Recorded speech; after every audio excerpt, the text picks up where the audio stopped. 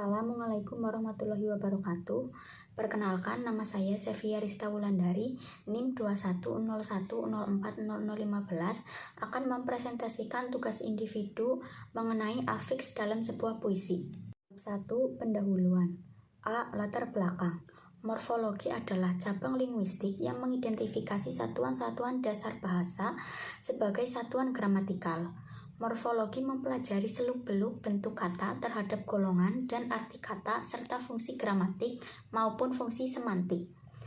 B. Rumusan masalah. Yang pertama, apa yang dimaksud dengan afiks?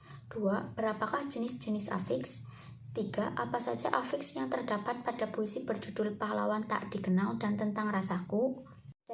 Tujuan penulisan. 1. Untuk mengetahui afiks secara lebih mendalam. 2. Mengetahui fungsi afiks atau kata imbuhan. 3. Dapat menggolongkan afiks berdasarkan jenisnya. 4. Untuk mencari atau menganalisis afiks yang terdapat dalam puisi. 2. Pembahasan. A. Pengertian afiks. Menurut Richards tahun 1992, afiks merupakan bentuk terikat yang dapat ditambahkan pada awal, akhir, atau tengah kata. Setiap afiks adalah bentuk yang terikat. Menurut Krida Laksana tahun 93, afiks adalah bentuk terikat yang jika ditambahkan pada bentuk lain akan mengubah makna gramatikalnya. Artinya, dalam tutur bahasa biasa, bentuk tersebut tidak dapat berdiri sendiri dan secara gramatis harus selalu melekat pada bentuk dasar, sehingga hasilnya menjadi sebuah kata.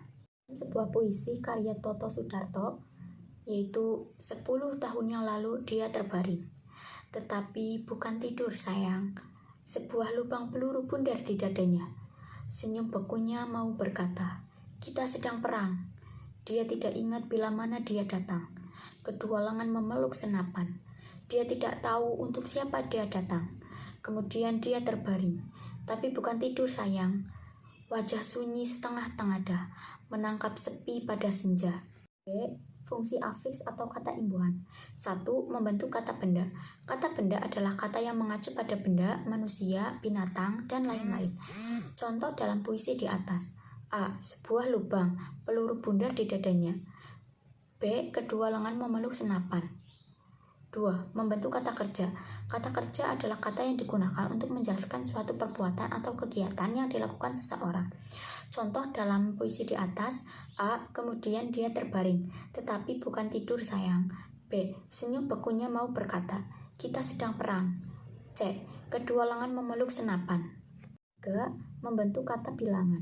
Kata bilangan adalah kata yang digunakan untuk menghitung jumlah wujud. Bisa berupa orang, binatang, barang, dan lain-lain. Atau urutan dalam suatu rangkaian angka. Contoh dalam puisi di atas. A. 10 tahun yang lalu dia terbaring. Yang keempat, membentuk kata keterangan. Kata keterangan adalah kata yang digunakan untuk memberikan keterangan dalam suatu kalimat, baik keterangan tempat, waktu, suasana, dan lain-lain. Contoh dalam puisi di atas, keterangan waktu yaitu A. 10 tahun yang lalu. B. Menangkap sepi pada senja. Keterangan suasana yang pertama ada A. Wajah sunyi setengah tengadah. B. Menangkap sepi pada senja. Dalam puisi berjudul Tentang Rasaku karya Rodi Wasidi. Pagi tadi gerimis membasahi. Rintiknya kembali mengundang kesenduan. Seperti sujud dalam sholatku, membayang wajahmu. Entah sudah berapa purnama, bahkan entah berapa gerhana, aku berjalan mengiringimu, yang datang dan pergi silih berganti. Ah, air mata ini jatuh, mengenang punggungmu yang telah menjauh, juga menatapmu yang kini dalam dekapanku.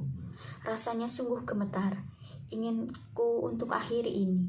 Dengan melihat gelagat tubuhmu, terasa berbeda dari yang lalu. Jenis-jenis afiks. Yang pertama, prefiks atau awalan. Prefiks adalah kata imbuhan yang letaknya berada di bagian awal sebuah kata dasar. Imbuhannya berupa ber, me, ter, ke, se, dan pe. Contoh prefiks dalam puisi di atas yaitu A. Prefiks me. Me plus kenang sama dengan mengenang. Me plus jauh sama dengan menjauh. Prefiks ber, yaitu ber plus ganti sama dengan berganti. Ber plus jalan sama dengan berjalan. Ber plus beda menjadi berbeda. 2. Infiks atau sisipan. Infiks adalah afiks yang dibubuhkan pada tengah-tengah kata atau berada di tengah. Imbuhannya berupa l, Dan contohnya dalam puisi di atas yaitu A. Infix L. G plus L plus akad sama dengan gelagat. Infix G plus plus tar menjadi gemetar. 3. Sufiks atau akhiran. Sufiks adalah afiks yang dibubuhkan pada akhir sebuah kata. Contoh imbuhannya yaitu i, nya, kan, an. Contoh dalam puisi di atas yaitu sufiks i. Akhir plus i sama dengan akhiri, rasa plusnya sama dengan rasanya. Konfiks atau gabungan. Konfiks adalah imbuhan yang terletak di awal atau depan dan di akhir atau belakang kata dasar.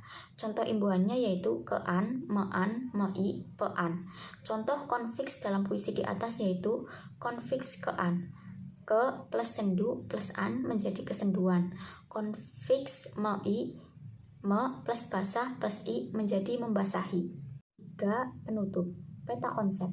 Afiks dalam cerpen mencakup yang pertama ada pengertian afiks, B. Fungsi afiks atau kata imbuhan yang berupa membentuk kata benda, membentuk kata kerja, dan membentuk kata bilangan. Kemudian yang C. Jenis-jenis afiks berupa prefiks, infiks, sufiks, dan juga konfiks. Sekian presentasi yang dapat saya sampaikan, kurang lebihnya saya mohon maaf. Wassalamualaikum warahmatullahi wabarakatuh.